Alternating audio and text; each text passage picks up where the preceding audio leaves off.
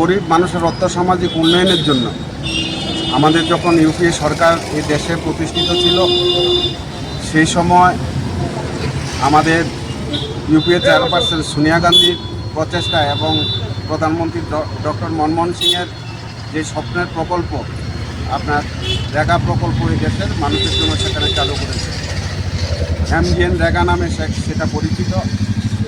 দেশের যিনি স্বাধীনতা আন্দোলনের বলিষ্ঠ ভূমিকা নিয়েছিলেন জাতির জনক মহাত্মা গান্ধীর নামে সেই প্রকল্প সেখানে কংগ্রেস উৎসর্গ করেছিল।